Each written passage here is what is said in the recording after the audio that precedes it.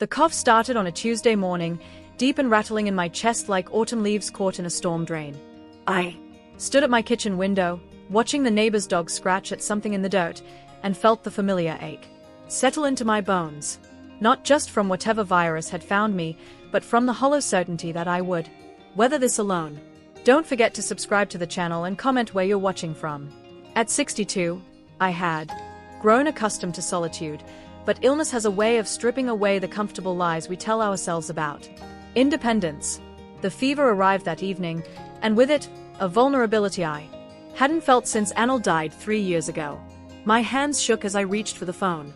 "I think I'm getting sick," I told Bella when she finally answered on the fourth ring. My voice came out smaller than I intended, cracked around the edges. "Could you stay with me for a few days?" The pause stretched long enough for me to hear her television in the background. Some reality show with people screaming at each other. How fitting. "Mom, I'm really swamped at work right now," she said, and I could picture her already mentally cataloging the inconvenience of my request. "Maybe take some day quill and rest up.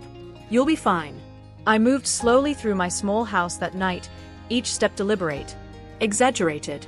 Part of me hoped she might call back, having remembered some maternal instinct buried beneath her busy schedule. The other part, the part that had been growing stronger and more cynical with each passing disappointment, knew better. The next morning brought a bag of Thai takeout on my doorstep and a text message. "Busy today, feel better soon." No call, no check-in, just dismissal, wrapped in the thinnest veneer of concern. I stared at the plastic containers through my fever haze. Pad Thai growing cold in the October air, and something fundamental shifted inside me. Not the sharp crack of a breaking heart. I had weathered those storms years ago, but something deeper and more final, like a foundation. Settling, accepting that the weight it had been carrying was never meant to be borne alone. For 3 days, I drifted through my illness in solitude. I made my own soup, checked my own temperature, and listened to my own labored breathing echo in rooms that suddenly felt too large and too empty. But instead of self-pity, I found myself taking inventory. When had I become so expendable? The answer came in fragments, like remembering a dream. Years of making myself smaller to accommodate Bella's growing resentment after her father's death. Months of swallowing my own needs when she complained about her job, her marriage, her children who barely acknowledged my existence. Decades of being the reliable constant while everyone else moved forward with their lives, taking my presence for granted, like electricity or running water. By Friday, my fever had broken, but something else had crystallized in its place. I sat at my kitchen table with a cup of tea growing cold between my palms and made a decision that would have terrified me a week earlier. I was going to disappear. Not dramatically. That wasn't my style. No angry confrontations or tears-soaked ultimatums. Just a quiet, deliberate withdrawal from a life that had apparently been functioning perfectly well without my active participation. The rural property had been sitting empty since Anil's mother passed 5 years ago. 40 acres of rolling hills and oak trees an hour outside the city with a small farmhouse that needed work but had good bones. Bella had always dismissed it as that old place too far from civilization to be practical. Perfect. I spent the weekend researching moving companies and storage units, my energy returning with each decision. There was something intoxicating about planning in secret, about reclaiming agency over my own life without requiring anyone's permission or approval. Monday morning, I called a real estate agent about renting out my house. By Tuesday, I had hired cleaners and contractors. By Wednesday, the moving truck was scheduled. "Where are you going?" my neighbor, Mrs. Catherine, asked when she saw the boxes piling up on my porch. "Somewhere I can breathe," I told her, and realized it was the most honest thing I'd said in months. I didn't tell Bella, didn't call my sister in Phoenix or my handful of remaining friends. This metamorphosis required solitude, the kind of deep quiet that only comes when you stop performing for an audience that isn't really watching anyway. The farmhouse smelled like dust and memories. When I first walked through it with my suitcases, the floors creaked, the windows stuck, and the kitchen hadn't been updated since the 1970s, but sunlight streamed through the front windows in golden rectangles, and I could hear birds instead of traffic. For the first time in years, I smiled without forcing it. That first night, I sat on the front porch with a glass of wine and my laptop, researching online courses, digital marketing, web design, social media management. Skills that had seemed impossibly foreign just weeks ago now felt like doorways to a future I could build entirely on my own terms. The silence of my phone was no longer painful, but purposeful. Every hour that passed without a call or text from Bella was another hour I could invest in becoming someone new, someone who didn't wait by the phone or make excuses for other people's cruelty disguised as business. I enrolled in 3 courses. That night, my credit card information typed with steady fingers. The woman who had begged for scraps of attention was evolving into someone who generated her own worth. By the end of the first week, I had established a routine that felt both foreign and essential. Morning coffee on the porch, watching deer move through the oak trees. Hours spent learning about conversion rates and content strategies. My mind absorbing information with a hunger I hadn't felt since college. Afternoon walks along the property lines. My body growing stronger with each passing day. The evenings were for planning. I drafted business proposals and designed mock websites, teaching myself skills that would have seemed impossible a month ago. But isolation, I discovered, was an excellent teacher. Without the constant interruption of other people's needs and expectations, I could focus entirely on my own potential. 3 weeks into my new life, my phone finally rang. Bella's name appeared on the screen, and I stared at it for several rings before answering. Mom, where are you? I went by your house, and there's a for rent sign in the yard. Her voice carried an edge of panic that might have softened me once upon a time. Now, it simply sounded like someone finally noticing that the foundation had shifted. I moved, I said. Simply. Moved where? Why didn't you tell me? I looked out at the oak trees. There. Leaves beginning to turn gold in the afternoon light. I'm discovering I don't need permission to make decisions about my own life. The silence stretched between us, loaded with all the conversations we should have had years ago. Mom, this is crazy. You can't just disappear without telling anyone. Can't I asked and heard the strength in my own voice. Seems like I already have. What she said next would determine everything. You're being ridiculous, Mom. Come home. We can talk about this. Like adults. The presumption in Bella's voice that she could simply command my return like calling a wayward pet crystallized every reason I had left. I set my coffee cup down on the porch railing with deliberate care, watching steam rise in the cool morning air. This is my home now, I said. That falling down farmhouse. Mom, you're 62, not 22. You can't just run away because your feelings got hurt. Feelings got hurt. As if 3 days of feverish solitude while she delivered takeout like I was a charity case could be reduced to something so trivial. The casual dismissal in her tone told me everything I needed to know about how this conversation would unfold. I'm not running away, Bella. I'm running toward something. Toward what? Isolation. You'll be miserable out there. I looked across the rolling hills, where morning mist clung to the oak trees like promises. In the 6 weeks since I'd moved here, I had launched a consulting business that was already generating modest income. 3 clients sought my advice on digital marketing strategies, and 2 more had inquired about my services after seeing the professional website I'd built from scratch. Every skill I'd learned felt like reclaiming territory that had been surrendered years ago. I'm quite content, I said. Content. Bella's laugh held no warmth. Living like a hermit. Mom, this is just another one of your phases. Remember when you wanted to learn pottery after Dad died? Or that ridiculous book club phase. Each dismissal was a small violence designed to remind me of my place in her narrative. The grieving widow who dabbled in hobbies.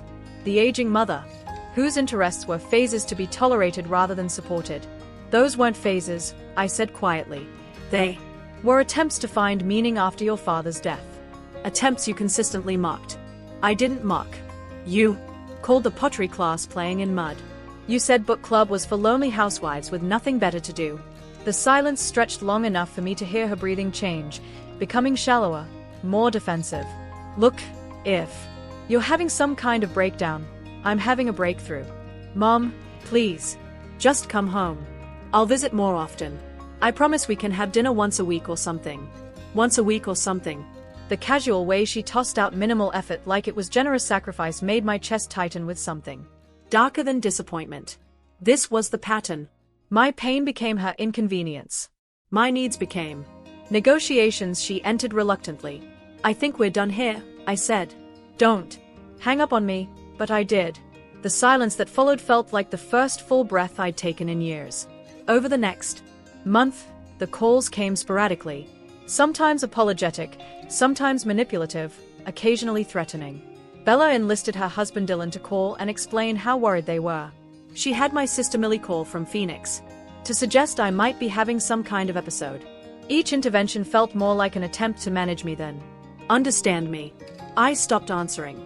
My business grew quietly but steadily.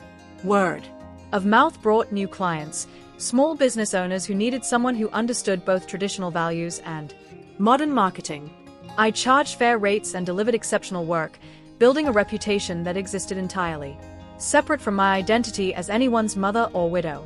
The farmhouse transformed around me like a physical manifestation of my internal changes. I hired local contractors to update the kitchen and refinish the hardwood floors. I planted a garden that would bloom in spring. I bought furniture that pleased me rather than accommodating anyone else's taste. For the first time in decades, I lived in a space that reflected my own preferences rather than compromise. The loneliness I had expected never materialized. Instead, I discovered the profound peace of solitude chosen rather than imposed. My days had rhythm and purpose. My evenings belonged entirely to me. The absence of obligation felt like oxygen after years of suffocation. 3 months into my new life, Millie called.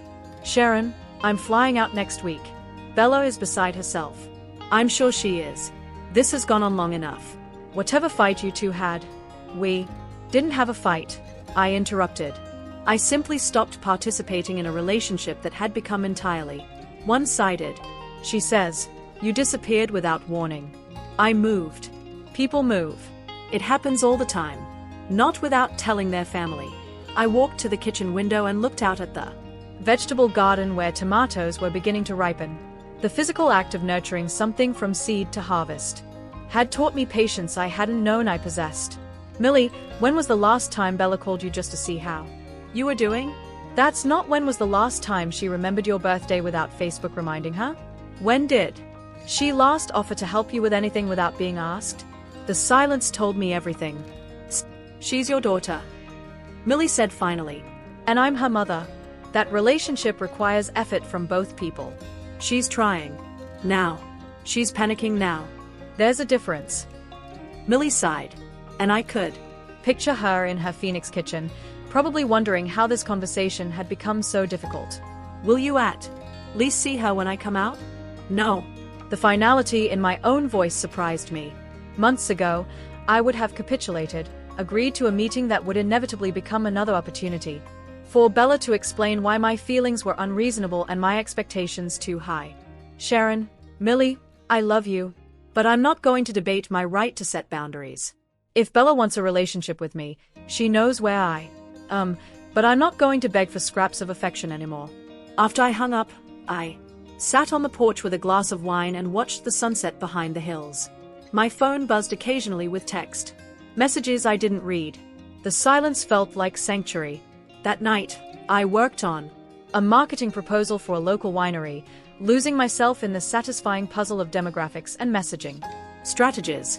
At 11, I closed my laptop and realized I hadn't thought about Bella or Millie or family drama for 4 straight hours. The revelation felt like victory. A week later, I was pruning roses when I heard a car engine on the gravel road. Through the oak trees, I could see Millie's rental car approaching with Bella in the passenger seat. My stomach clenched briefly before settling into something resembling calm resignation. I didn't go inside to hide, didn't rush to change clothes or check my appearance. I simply continued pruning, letting them come to me in my own space, on my own terms. They parked near the front porch and sat in the car. For several minutes, clearly strategizing. I focused on the roses, removing dead blooms with precise cuts, aware of their eyes on me, but refusing to acknowledge their presence until they made the first move. Finally, both car doors opened. Bella looked thinner than I remembered, her professional polish slightly frayed around the edges. Millie appeared travel-weary and uncertain. They approached slowly, like negotiators, entering hostile territory. "Hello, Mom." I looked up from the roses garden, shears still in my hand, and felt nothing but mild curiosity about what performance they had prepared. "Bella, Millie, can we talk?" I gestured toward the porch chairs I had arranged for solitary evenings, but that would now serve a different purpose entirely.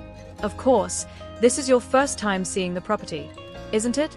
The casual deflection, treating this like a social visit rather than an intervention, seemed to throw them off balance. Bella glanced around at the restored farmhouse, the flourishing garden, the obvious signs of intentional living. "It's different than I expected. Most transformations are." We settled into the chairs and I waited.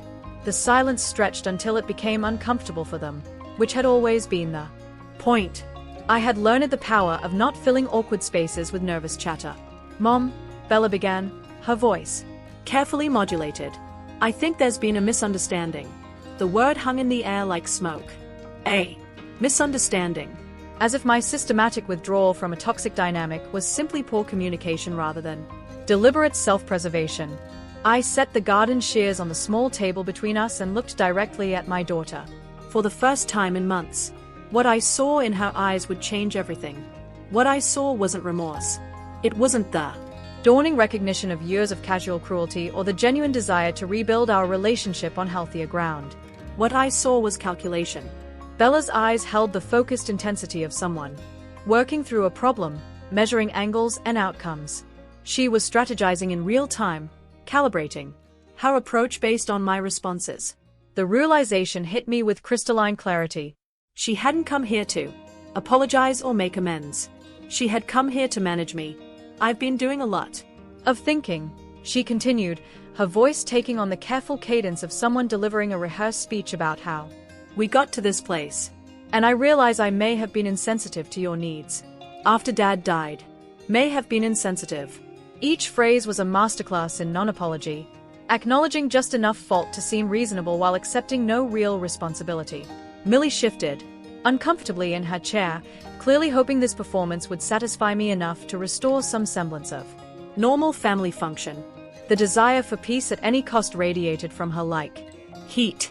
"Go on," I said simply. Bella glanced at Millie, drawing confidence from her audience. "I know I could have been more available when you were sick.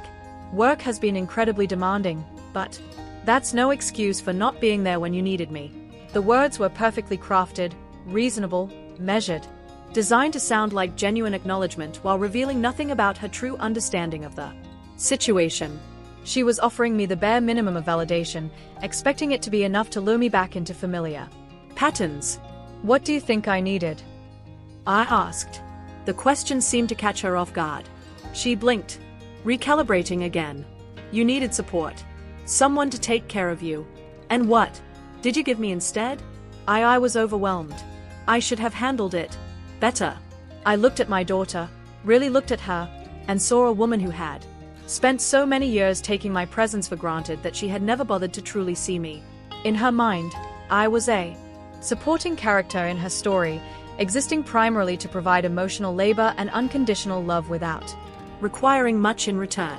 The patronizing tone, the careful phrasing, the way she kept glancing at Millie for approval. It all confirmed what I had suspected during our phone calls. This wasn't about repairing our relationship. This was about returning me to a manageable role in her life. "Bella," I said, my voice steady, "do you know what I do for work now?" She frowned, clearly thrown by the change of subject. "You said something about consulting. Digital marketing consulting." I help small businesses develop online strategies to reach their target audiences. I gestured toward the laptop visible through the front window. "I have 6 regular clients and a waiting list.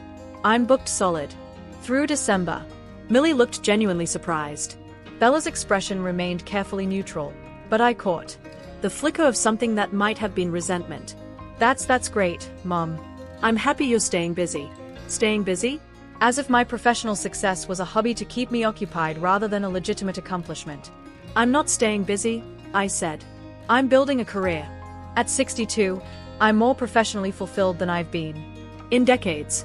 But surely you don't want to do this forever, Bella said. It must be exhausting learning all that technology. Stuff at your age. At your age. The casual ageism was so embedded in her worldview that she delivered it without apparent awareness of the insult.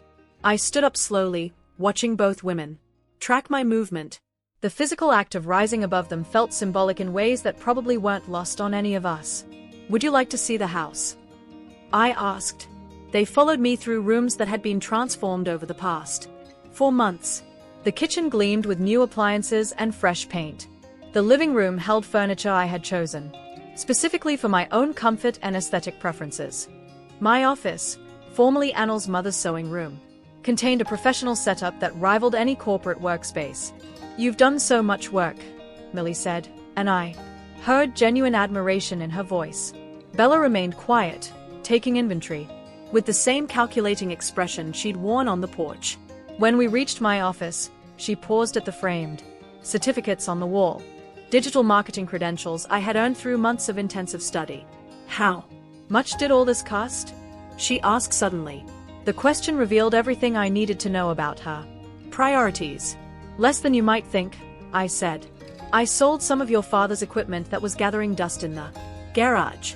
His tools, the boat he never used, that vintage motorcycle he was always going to restore." Bella's head snapped toward me. "You sold Dad's motorcycle."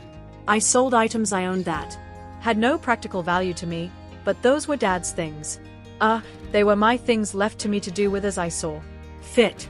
The color drained from Bella's face, and for the first time since they'd arrived, her composure cracked. "Completely. You should have asked me first." "Some of those things, they had sentimental value." "To whom?" "To me. To the family." I walked to the window and looked out at the garden where I had planted herbs and vegetables with my own hands. The physical labor had been therapeutic in ways I hadn't expected. Each planted seed, a small act of faith in my own future. "Bella, in the 3 years since your father died, how many times have you been to the house to spend time with his belongings?" Silence. "How many times have you asked to borrow something of his or suggested we look through his things together?" More silence. "Those items sat untouched in the garage for 3 years while you built your own life. They had sentimental value only when I decided to transform them into something that actually served my needs." "That's not the point." "What is the point?" I turned to face her, and something in my expression must have been sharper than I intended because she took a small step backward. "The point is that you want to control how I grieve, how I heal, how I choose to rebuild my life. The point is that you're comfortable with me being lonely and struggling as long as I don't inconvenience you with my needs." Millie cleared her throat nervously. "Maybe we should all take a breath." "No," I said, my voice cutting through her attempt at mediation. "We shouldn't take a breath. We should finish this conversation." I looked directly at Bella, who was now visibly struggling to maintain her composure. "You came here today expecting to find a lonely, desperate woman who would be grateful for your attention.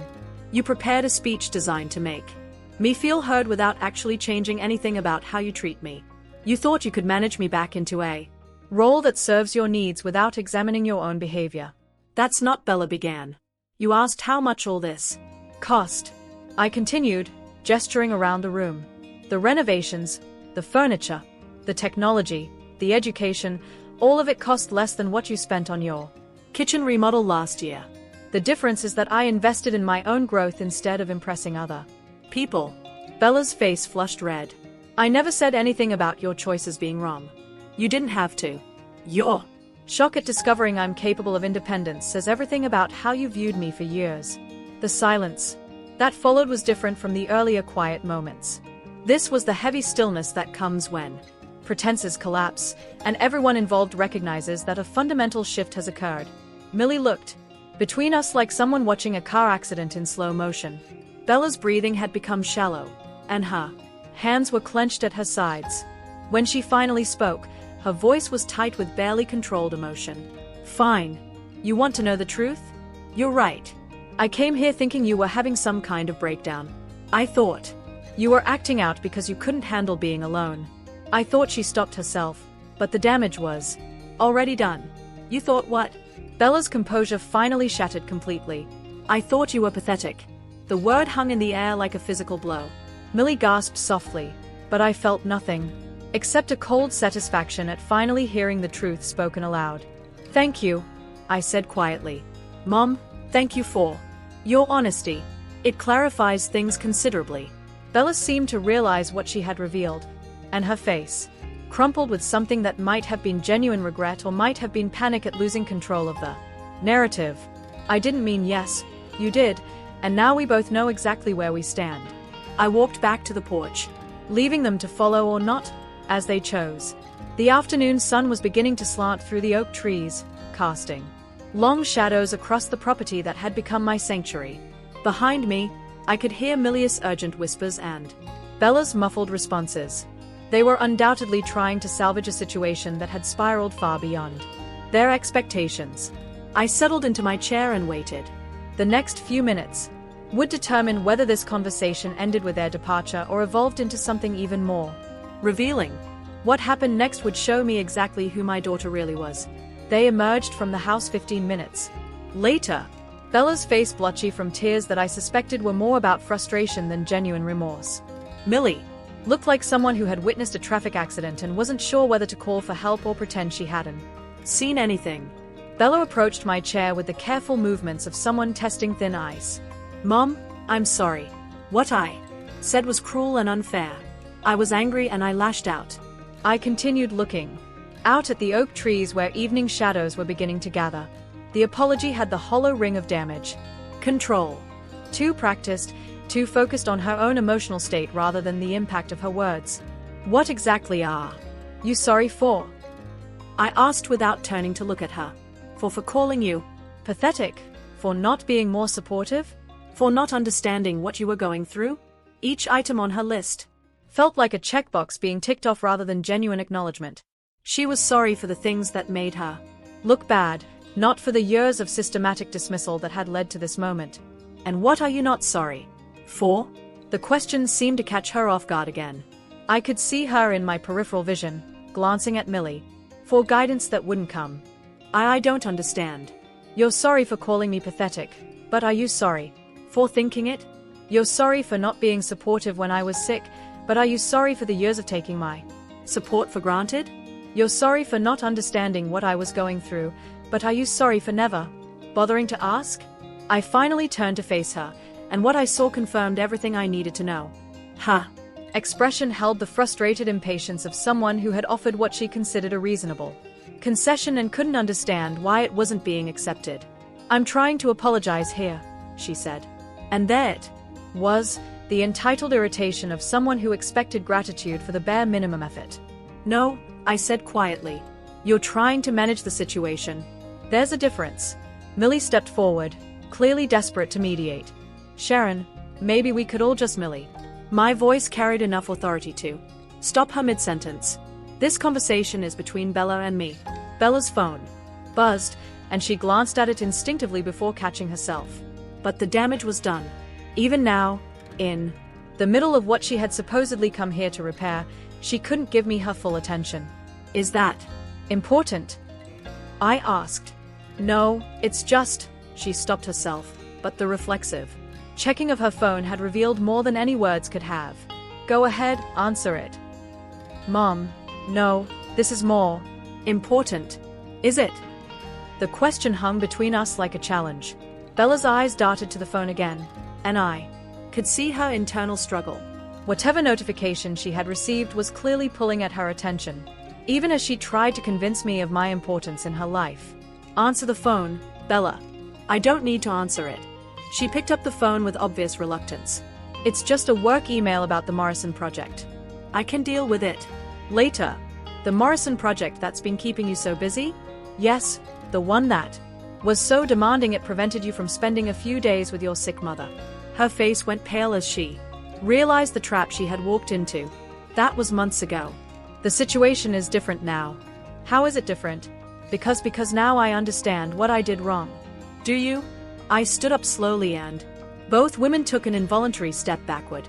There was something about my movement, deliberate, controlled, final, that seemed to communicate more than words. "Bella, you've been here for 2 hours. In that time, you've checked your phone 4 times, express surprise that I'm professionally successful, questioned my financial decisions, and reveal that you fundamentally view me as pathetic. your apology focused entirely on making yourself feel better, rather than understanding the impact of your behavior. That's not fair. And when your phone buzzed just now, your first instinct was to check it, even though you came here claiming I was your priority. Bella's mouth opened and closed like someone drowning in air. But here's what I find most interesting, I continued. You're not actually sorry for any of it. You're sorry you got caught. You're sorry I didn't react the way you expected. You're sorry that managing me turned out to be more complicated than you anticipated. Mum, please. I spent 3 years after your father's death trying to figure out why I felt so alone. Even though I had family, it took getting sick and being abandoned to understand that I had been alone all along. You just provided the illusion of connection when it was convenient for you. Millie finally found her voice. Sharon, you're being very harsh. Bella came all this way to try to fix things. I looked at my sister with something approaching pity. Millie, she came here to fix me, not fix things. There's a fundamental difference. What do you want from me? Bella's voice cracked with what sounded like genuine desperation, but I had learned not to trust the performance. I want nothing from you. The words came out with such finality that both women seemed to physically recoil. That's not true, Bella said quickly. Everyone wants something. What is it? Do you want me to visit more, call more often, include you in family events? The desperation in her voice was real now, but it wasn't about losing me. It was about losing control of the narrative. As long as I wanted something from her, she maintained power in the relationship. My complete withdrawal of need represented a fundamental threat to the dynamic she had spent years establishing. I want exactly what I have, I said. A life built entirely on my own terms with people who value my presence rather than tolerate it. You're my mother. Of course, I value Bella. My voice cut through her protestations like a blade. Stop. Just stop. The silence that followed was absolute. Even the birds seemed to have gone quiet in the oak trees. I'm going to tell you something, and I want you to really hear it, I said. For the past 4 months, I have been happier and more fulfilled than I've been in years. My business is thriving. My home brings me joy. My days have purpose and meaning. I sleep well at night and wake up excited about the possibilities ahead of me. Bella's face was crumpling again, but this time the tears looked different, less manipulative, more genuinely panicked.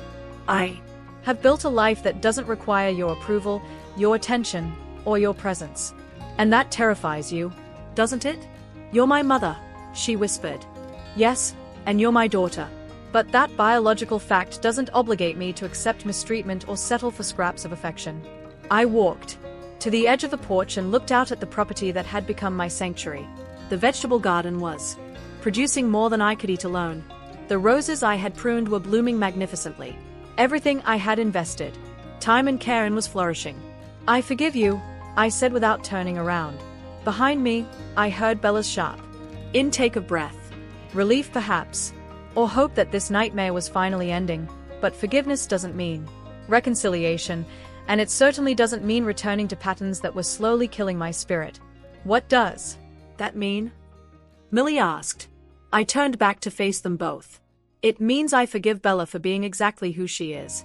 I don't expect her to change, and I'm not interested in trying to manage her into becoming someone different, but I also won't pretend that who she is fits into my life anymore. You're cutting me off. Bella's voice was barely audible. I'm setting you free, I said. Free from the obligation of pretending to care about a relationship you've never actually wanted. Free from the burden of managing a pathetic old woman who doesn't know her place. The cruelty in my words was precise and intentional, each phrase designed to reflect her own language back to her. And I'm setting myself free from the exhausting work of trying to earn love that was never actually available. Bella was openly sobbing now, and Millie looked stricken. You can't mean this, Millie said. I mean every word. My phone rang suddenly, cutting through the tension. I glanced at the screen and saw the name of a potential client I had been expecting to hear from. Excuse me, I said, and answered the call with perfect professional composure. Sharon speaking. Yes, I received your email about the campaign strategy. Tomorrow afternoon would be perfect. I look forward to our meeting. I ended the call and looked back at my daughter and sister who were staring at me like I had become someone they didn't recognize. Perhaps I had. That was a new client, I said conversationally. A tech startup that needs help reaching an older demographic. Apparently, my age and experience are exactly what they are looking for. The irony wasn't lost on any of us. I think it's time for you both to go, I said. But Bella wasn't finished yet. What she said next would determine whether this ended with their quiet departure or something far more devastating. You think you're so much better than everyone else now, don't you? Bella's voice had transformed from desperation to something uglier, a bitter resentment that had apparently been simmering beneath her earlier attempts at reconciliation. The mask was finally coming off completely. All this, she gestured wildly, lie at the house, the garden, the evidence of my rebuilt life, is just you trying to prove something. You're not happy. You're just stubborn and selfish. Millie reached toward her arm. Bella, don't. No. Bella shook her off. I'm tired of pretending. She wants honesty. Fine. You disappeared because you couldn't handle that Dad was gone and the world didn't revolve around you anymore. You ran away like a child having a tantrum. I felt something cold and final settle in my chest. This was who she really was when the pretense fell away. Not the calculating manipulator trying to manage me back into line, but someone whose resentment ran so deep it had poisoned any possibility of genuine connection. Keep going, I said quietly. You want to play the victim? But you know what? You were never that good of a mother anyway. Dad did most of the emotional work in our family. You were always too wrapped up in your own drama to really pay attention to what I needed. Each word was designed to tear down the foundation of my identity as a parent. But instead of devastation, I felt a strange kind of liberation. She was finally saying what she had been thinking for years, and it revealed more about her character than mine. Is that all? I asked. You think this little performance proves you're independent? You're 62 years old, living alone in the middle of nowhere, pretending to be some kind of businesswoman. It's pathetic. There was that word again, pathetic. But this time, it carried the full weight of her contempt, delivered not in a moment of anger, but as a fundamental judgment about who I was. And you know what's really sick? She continued, her voice rising. Part of you is probably enjoying this. You get to be the martyred mother abandoned by her ungrateful daughter. It gives you an excuse to wallow in self-pity and act like the world owes you something. Millie was staring at her daughter with growing horror, but I found myself oddly calm. This volcanic eruption of resentment was actually a gift. It removed any possibility of doubt about my decisions. Are you finished? I asked. Bella seemed to deflate slightly, as if the force of her anger had temporarily exhausted her. I'm finished pretending this is my fault. I nodded slowly and walked to the small table where I had left my laptop that morning. I opened it, clicked through a few screens, and found what I was looking for. Bella, do you know what this is? She looked at the screen with suspicion. It looks like some kind of legal document. It's my will. Updated last month with my attorney. I scrolled through the pages slowly, letting her see the official letterhead, the legal language, the signatures and notarizations that made it binding. I don't want to hear about your will. You should, I interrupted. Because it concerns you directly. Millie moved closer, her face pale. Sharon, what are you doing? I'm providing clarity, I said. Bella seems to think my life here is temporary, that this independence is some kind of phase I'll grow out of.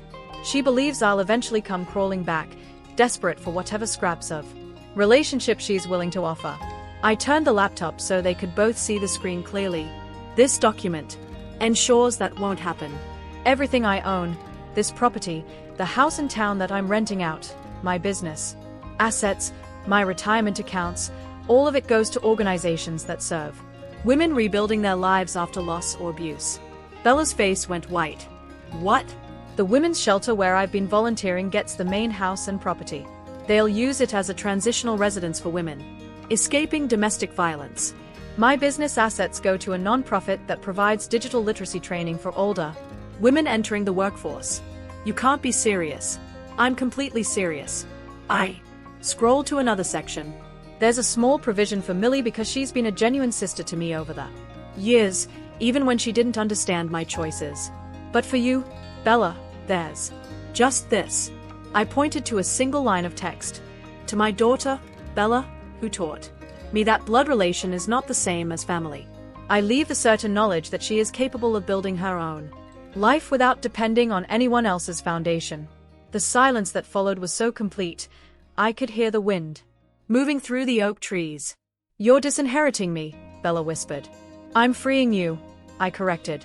You've made it very clear that you see my life, my needs, and my emotions as burdens to be managed rather than relationships to be cherished.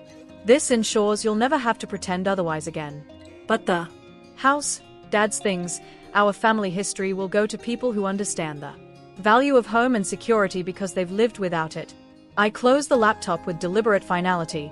Women who know what it means to rebuild from nothing, to find strength they didn't know they possessed to create families based on choice rather than obligation. Bella was hyperventilating now. And Millie looked like she might be sick. You can't do this out of spite, Bella gasped. I'm not doing it out of spite, I said calmly. I'm doing it out of clarity. For 3 years after your father's death, I tried to maintain a relationship with you based on shared history and biological connection. But you've shown me repeatedly that those bonds mean nothing without mutual respect and genuine care. I stood up and walked to the porch railing, looking out at the land that had become my sanctuary. You called me pathetic twice today, Bella. The first time in anger, the second time as a fundamental assessment of who I am. Both times you were wrong. A pathetic person would beg for your approval, would apologize for inconveniencing you with her needs, would accept whatever minimal effort you were willing to provide. I turned back to face them both. A strong person recognizes when a relationship has become toxic and has the courage to walk away, even when that relationship is with her own child. Mom, please. Bella's voice cracked, but I could see the calculation returning to her eyes. Even through the tears, I was angry. I said things I didn't mean. We can work this out. No, we can't. The finality in my voice seemed to hit her like a physical blow because working it out would require you to genuinely change how you see me and treat me, and we both know that's not going to happen. You apologized earlier for calling me pathetic, but within an hour, you called me pathetic again. You can't help yourself. Millie finally found her voice. Sharon, this is extreme. She's your daughter, and I'm her mother. That should have meant something to her before it became convenient. I walked back inside the house, leaving them on the porch. Through the window, I could see them having an urgent whispered conversation. Bella was gesturing frantically while Millie shook her head repeatedly. I made myself a cup of tea and sat at my kitchen table, the same table where I had made the decision to disappear 4 months ago. Everything that had happened since then, the move, the business, the renovation, the careful construction of a life that belonged entirely to me, had led to this moment. When I returned to the porch, they were both standing by Milius' rental car. Bella's face was streaked with tears, but her posture radiated anger rather than remorse. This isn't over, she said. Yes, it is. You can't just cut me out of your life. I can and I have. What? About holidays, family gatherings? What am I supposed to tell people? The questions revealed everything about her priorities. Even now, her primary concern was managing appearances rather than understanding the relationship we had lost. Tell them whatever you'd like, I said. Tell them your pathetic mother finally learned to value herself. Tell them I chose my own happiness over your convenience. Tell them I discovered that family is something you build, not something you're born into. I walked back toward the house, then paused at the door. Millie, you're welcome here. Anytime. You've been a true sister, and that means something to me. Then I looked at Bella one final time. Goodbye, Bella. I went inside and closed the door, turning the deadbolt with a sound that seemed to echo through the house. Through the window, I watched them drive away. Milius' car disappearing through the oak trees that had witnessed my transformation. For the first time in years, I felt completely at peace. My phone buzzed with a text from the tech startup client. Looking forward to our meeting tomorrow.